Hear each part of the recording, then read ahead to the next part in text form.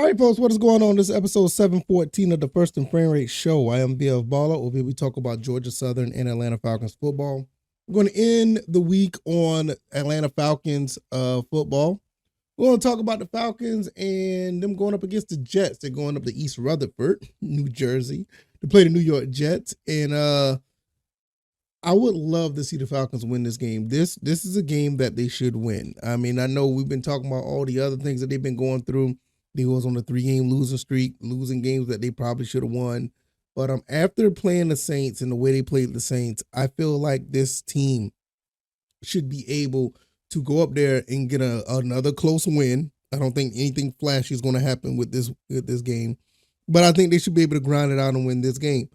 So I'm going to talk mostly about the Jets and their statistics throughout this. I'm not going to speak too much about the Falcons because if you've been looking at the Falcons or if you've been following this show or other shows, you would know what you have with the Falcons. But we're going to talk more about the Jets and that will give us an idea of what the Falcons need to do.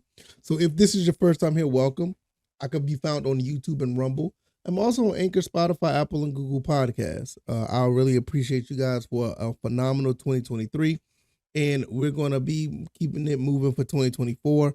And it's all thanks to you guys. Thank everyone for the follows on X or Twitter at VFBaller. And I also can be found on my website, firstandframerates.com.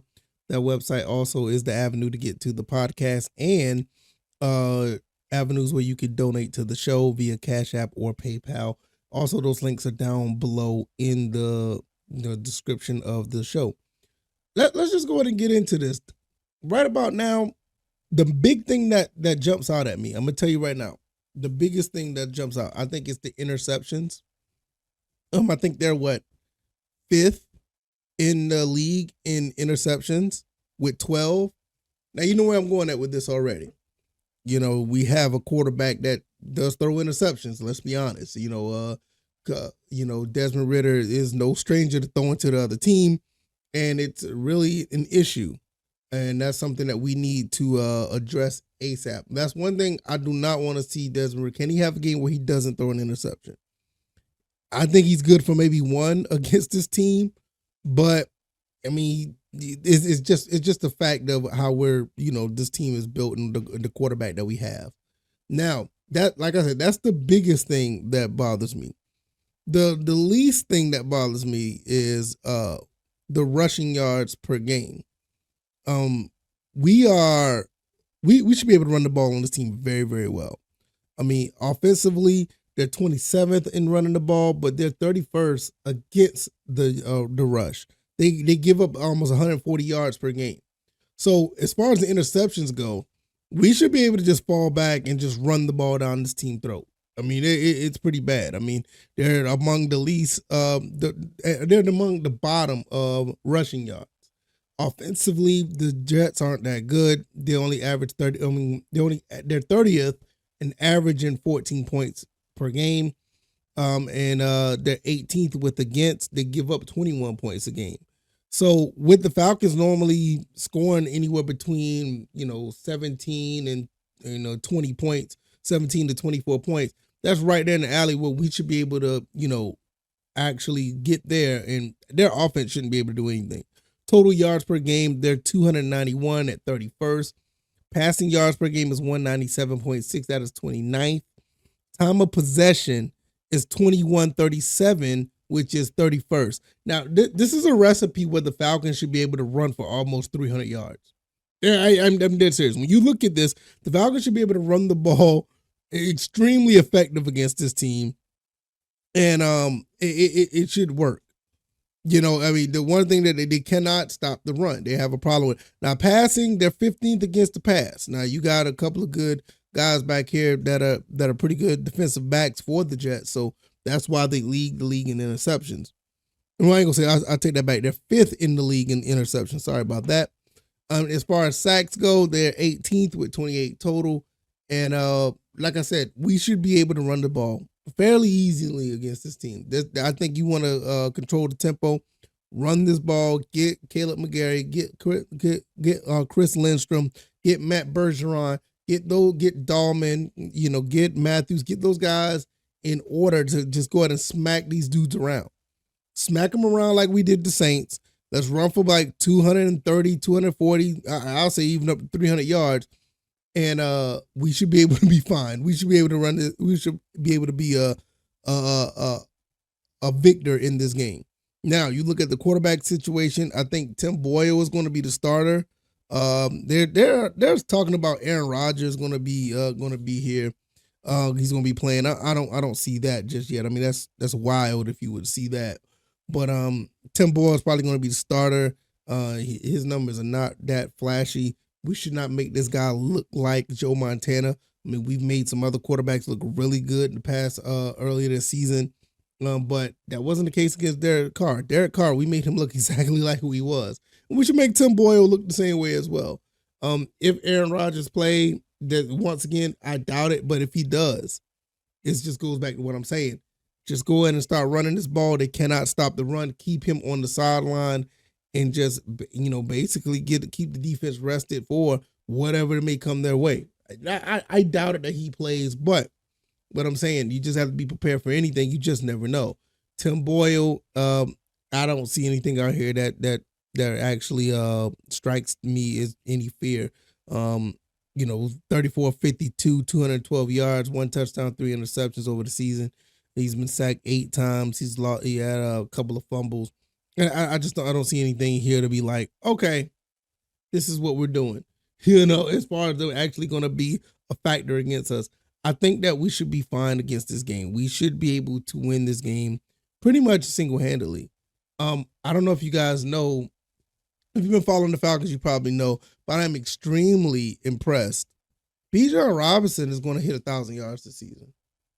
He's going to hit 1,000 yards. And I mean, he's already at 703 yards right now. You got 6 games left. He should hit 1,000 yards. It'd be absolutely amazing that he does. It'd be really cool. Knowing the fact that he hasn't been really, carrying the ball that much. He only carried the ball 141 times, which, nowadays that seems like a lot, but it's not, it's not a lot when you're splitting carries with the Tyler Algier. But I find this very, very, I find this very enlightening. It is really cool. Right now they got him projected to be at 1,086 as far as rushing yards. That's his projected.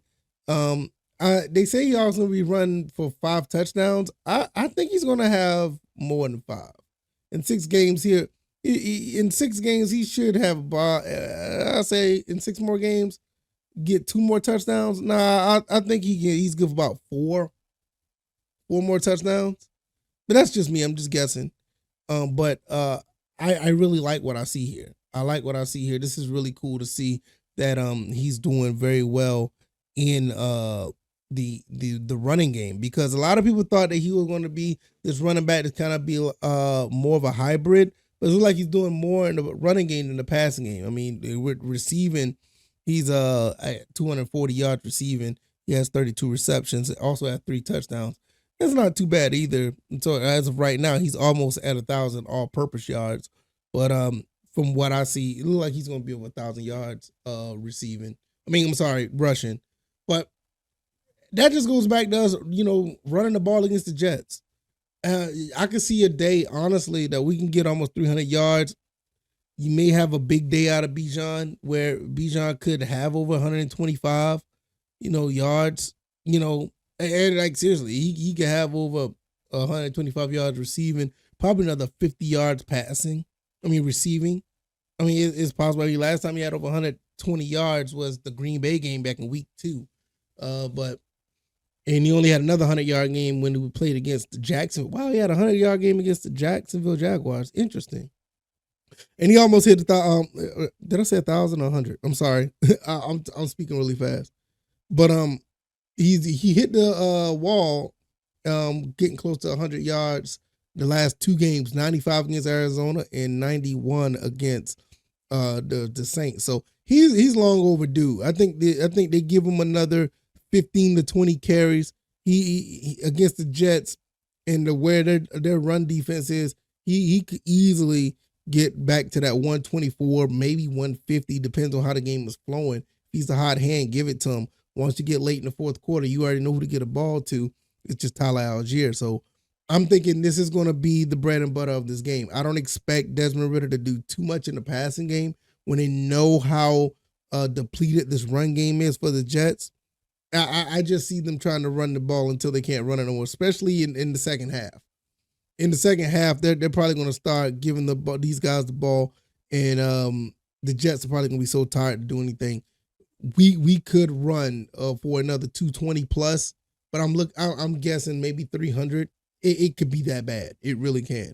But nevertheless, as far as before I close, I will say this: I think the defense is going to shut down Tim Boyle. I don't think the defense is going to, really let the Jets do much of anything. I would be extremely surprised if that happens. And Desmond Ridder may have a solid game. I mean, this game looks like a type of game that'll be like Desmond Ridder's stat line would be like 15 of 20, 121 yards or something like that while we're running the ball extremely well. You know what I'm saying? It just seems like one of those games. Now, I'm not a big fan.